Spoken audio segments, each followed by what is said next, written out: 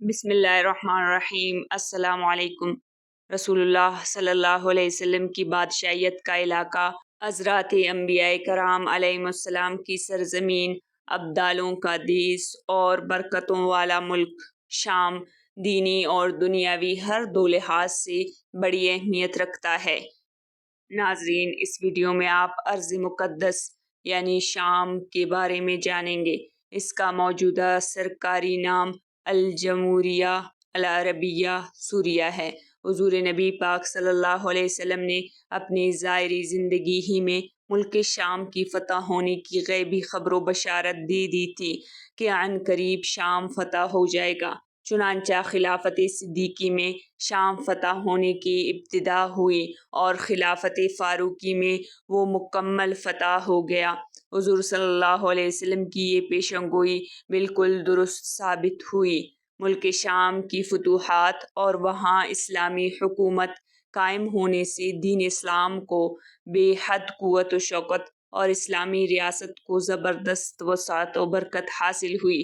ہم یہاں اس عظیم ملک کے عظمت و شان اور اہمیت و حیثیت کو آپ کے سامنے بیان کریں گے۔ ناظرین، کتب سیر و مغازی میں شام کا اطلاق 3 علاقوں پر ہوتا ہے۔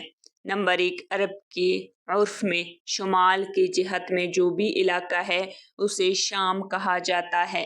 نمبر 2، کچھ عام لوگوں کے عرف میں شام سے مراد صرف دمشق ہے۔ اور نمبر 3، تاریخی لحاظ سے جسے شام کہا جاتا ہے وہ سوریہ، اردن، لبنان اور فلسطین پر مشتمل علاقہ تھا۔ اسے سوریۃ الکبریٰ کے نام سے بھی یاد کیا جاتا تھا۔ مسلمانوں کا ملک شام میں سب سے پہلے داخلہ غزوہ موتا کے سلسلے میں حضور صلی اللہ علیہ وسلم کے زمانہ اقدس میں ہوا۔ پھر زمانہ فاروقی میں شام کے تمام شہر فتح ہو گئے اور آج شام عرب کے قدیم ترین ملکوں میں شمار ہوتا ہے۔ یہ ایسی بستیوں پر مشتمل ہے جو ایک دوسرے سے ملی ہوئی ہے۔ وہاں جاری نہریں ہیں اور تر و تازہ اور سرسبز کھیت ہے۔ ناظرین، شام کا نام شام کیسے پڑا؟ مورخین کے مطابق اس ملک کا نام شام رکھے جانے کی کئی وجوہات ہیں۔ ان میں سے ایک یہ بیان کی جاتی ہے کہ یہ نام حضرت نوح علیہ السلام کے بیٹے سام کے نام سے پڑا، کیونکہ یہی وہ پہلے شخص ہے جو اس زمین پر تشریف لائے۔ عجمی لفظ کی تبدیلی کے سبب لفظ سام کی سین کو شین کر دیا گیا۔ ناظرین، ملک شام کے فضائل پر یہ حدیث سن لیجئے۔ کسی علاقے و خطے کی فضیلت اسی سے ظاہر ہو جاتی ہے کہ رسول اللہ صلی اللہ علیہ وسلم نے اس کی عظمت و رفعت کو اپنی زبان حق سے بیان فرمایا ہو۔ اور ملک شام بھی ایسا ہی ایک ملک ہے کہ کثرت احادیث مبارکہ اس کی فضیلتوں کو واضح کرتی ہیں۔ شامی مسلمانوں کے لیے برکت کی دعا حدیث میں ہے۔ حضرت عبداللہ ابن عمر رضی اللہ عنہما سے روایت ہے کہ حضور صلی اللہ علیہ وسلم نے دعا کی، اللہم بارک لنا فی شامنا، اللہم بارک لنا فی یمننا، یعنی اے اللہ پاک ہمارے شام میں برکت دے اور اے میرے پروردگار ہماری یمن میں برکت عطا فرما، یعنی خدایا ہمارے شام کے مسلمانوں کی دین و دنیا میں برکت عطا فرما۔ دعا میں شام کو یمن پر اس لیے مقدم فرمایا کہ شام ہی میں قیامت قائم ہوگی۔ وہی فلسطین سے متصل ہے اور فلسطین میں بیت المقدس، عمان وغیرہ واقع ہے۔ 40 ابدال وہاں ہی رہتے ہیں۔ بعض لوگوں نے کہا ہے کہ مدینہ منورہ بھی شام ہی کا ایک شہر ہے۔ بہرحال شام بہت فضیلت والا علاقہ ہے۔ ناظرین، یہ اللہ پاک کا چنا ہوا اور رحمت بھرا ملک ہے۔